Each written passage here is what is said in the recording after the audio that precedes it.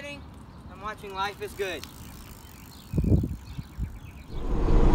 I can't help it. I just cannot help myself. Holy smokes.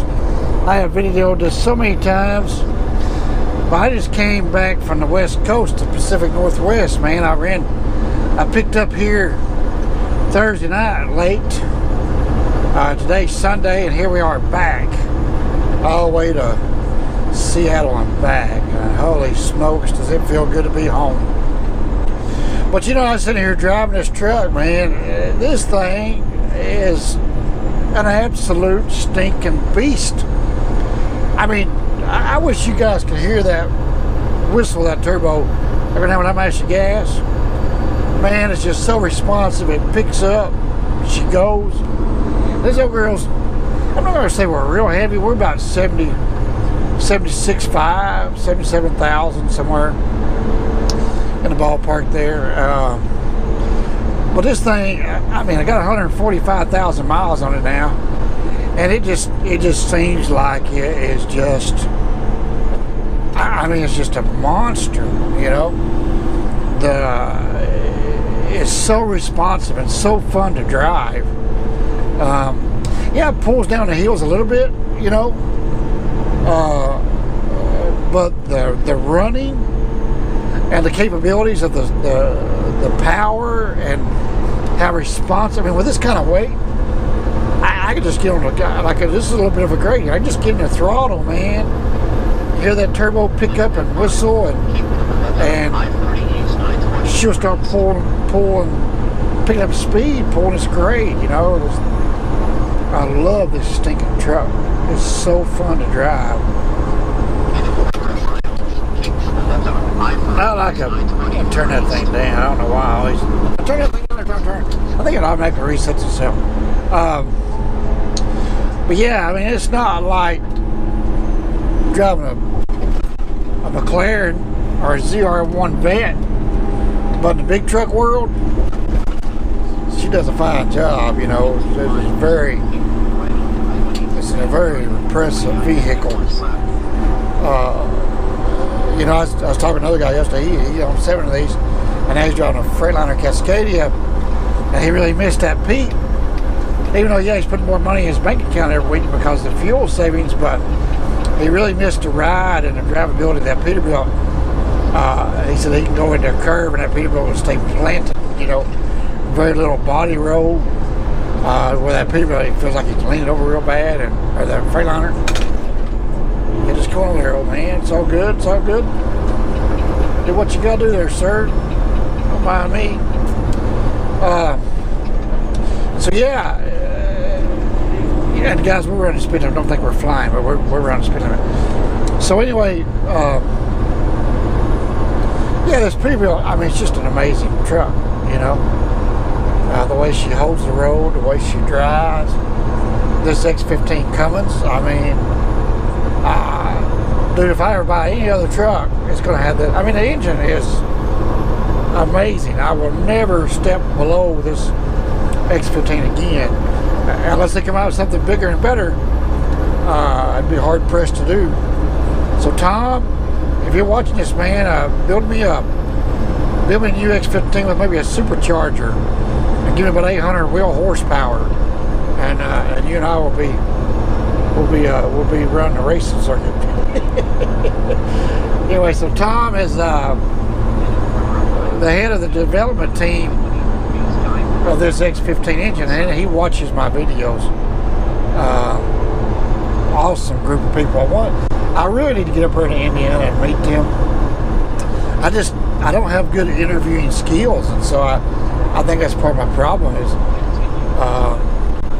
you know, and of course now the X-15's been out for a while, so it's kind of like, it's no longer new and fresh. I mean, and back when they invited me, I had like 4,000 or 5,000 subscribers, and now we got 21,000, so it'd probably still make a good platform interviewing Tom and his guys up there in Indiana that developed this motor, and find all about this motor, and help portray the differences between IS6 and this X-15 Cummins, you know, and help educate the world of this massive engine, because I mean, I love this engine.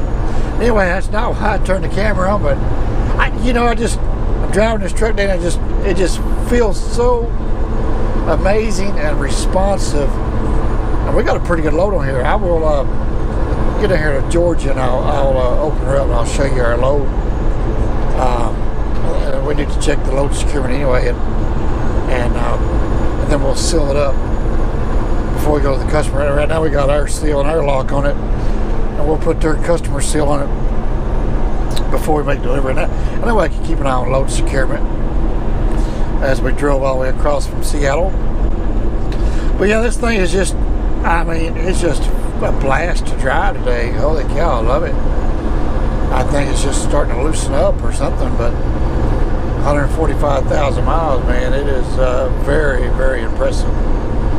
I think it's going to continue to get better. But anyways, I hope y'all enjoyed that high-speed idiotic ramblings there. And we're going to let this Freightliner come on around us because he's dying to pass our big tropical island transport.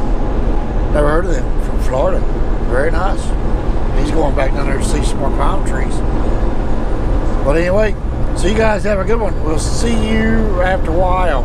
If we don't forget, we'll show you what our load looks like. And everybody likes to see the load for whatever reason. And we'll show you our load. We have a whole load of Kubota watercraft engines. I didn't know Kubota made watercraft, but I guess they do, because these are watercraft engines going down there to Gainesville, Georgia, to the Kubota plant in Gainesville. Not the one in Jefferson, but Gainesville. But I didn't know there's one there either. But anyway, learn something every day. Yes, sir. See y'all after a while. When I'm not busy stocking the office with Skittles, I'm watching idiotic ramblings. Come on now. It's a bloody Sunday in Atlanta, Georgia. Sunday. Not Monday, not Tuesday, not Friday, but Sunday. Unbelievable. Been in this crap now for 20 minutes. 20 minutes.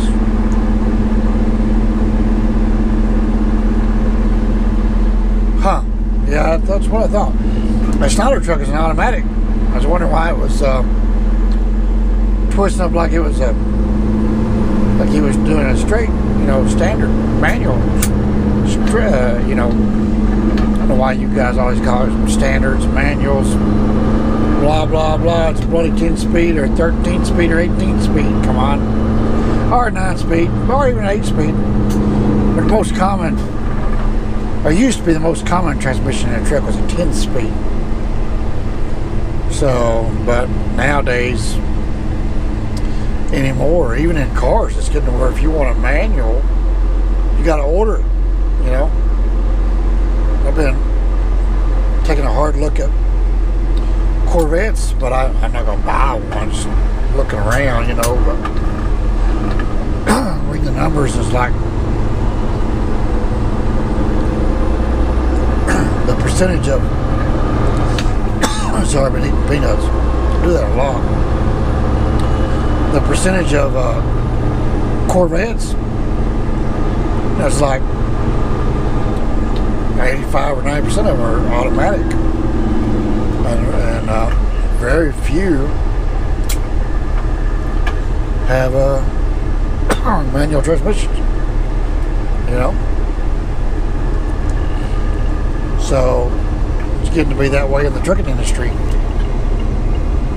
You want a 10-speed or 13-speed or 18-speed, just about got to get to where you got to order it that way now, because the vast majority of everything's going automatic. But anyway, welcome to Atlanta, Georgia on a Sunday. Love it. We got 41 miles to go to get to where we got to be. That's a rough. So, yep, 41 more miles of this. Well, not of this, but 41 miles. We'll be at our destination that we unload tomorrow morning. And we just got through booking ourselves a Uber load, picking up in Georgia, going to McCalla, Alabama, about 170-mile run, paying I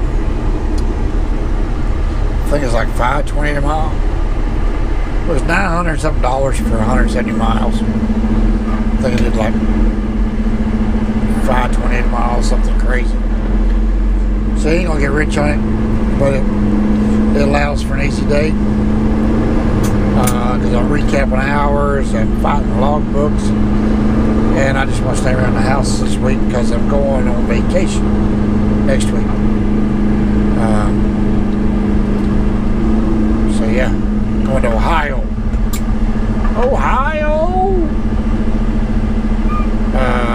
Anyway, yeah, this is too exciting. Holy smokes, that was some crazy traffic for a Sunday in Atlanta, was it not? You should have seen it coming up 985. It was all backed up going south. There's three different wrecks with 3 cars of all 3 rear-ended each other. So 3 multiple car wrecks going south on 985 and within a half a mile of each other. I guess traffic stopped and everybody just rear-ended each other. Nobody pays bloody attention. So I'm going to go show you guys our load now. That one we brought from Fife, Washington to Gainesville, Georgia. Alright, we get this job done before it gets too dark. Even though it doesn't really matter if it gets dark or not. We got lights, you know. Everybody keeps asking me where I want these lights for my trailer. I've got the cradles for them, so I may call a local shop that I live in there at the house and see if they can't put them on, because didn't really have to go to Great Dane because all we got, you know, these little pin lights right here. Just got to drill a hole and put them in there, and all I got to do is order the lights. And like I said, I've got the cradles for that goes up top. I got all those grilled cradles. But anyway, we've had this thing locked, and I got to put the customer seal on it now. So I didn't put the customers, you know, if they don't seal it, I didn't seal it. Because I can keep a check on the load securement. Hang on. Alright, so they moved a little bit on me. Hang on. I'll show you. Yeah, this crate has moved a little bit. They all moved. So yeah, they rode a long ways, you know. Afraid that strap a little bit. So it's a whole load of Kubota watercraft engines, and you know, I was worried about these single ones. I should have done a better job at securing them. What I should have done is probably run a strap, but I would have had to climb. I guess I could have put a strap here and thrown it over and then walked around and secured it, but you know, the strap would have went on the engine. I probably could have put a strap around here, around this post, and done that on each side. I should have took the time to do that. But anyway, so I mean, nothing's hurt. Didn't hurt the trailer. Didn't hurt the and it just walked from the vibration. But anyway, a whole load of Kubota engines, and they're watercraft engines. So yeah. But anyway, Kubota, and we're going. I didn't know Kubota made watercraft. Guess we'll find out tomorrow. Anyway, the load's good, nothing's hurt. So she trucked 2,600 miles. And I stopped and checked on it a couple times. It must have just moved that last little bit. I don't know when it did that, because I stopped 3 or 4 times, checked load securement, you know, and everything was fine. But anyway, there you go. You're watching Idiotic Ramblings with Life is Good. Come on. There we go. We got the customer seal on it. Take our lock back. And not looking too shabby today. Still got those hideous air tabs on there. But we're at a Kroger marketplace. Fixing to go in there and buy some sushi or whatever. Some guy was asking about my wheels being slid up. They're not really all that far up. It's about normal.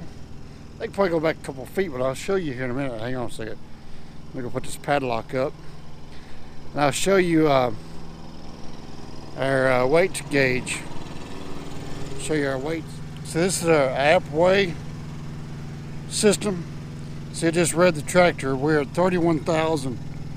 You guys see that? 31,432 pounds on the drives, 12,000 on the steer. And let's go get to pick up the trailer, and we'll show you why our weights are normally. Sometimes I have a hard time getting to pick up and read, but the sensor's right there, so we get to read. Maybe it'll cooperate here in a second. Come on, girl, read. Hang on. Okay, so now I got to read the trailer finally. Anyway, so we got 28,661 pounds on the trailer, and we have 31,000 on the drives. Come on, man, work. Well, anyway, I give up. So our total gross weight was like 77,000. Somewhere in that ballpark. I don't know why that's just being honorary. Why ain't being honorary? So anyway, so that's why this old girl right here is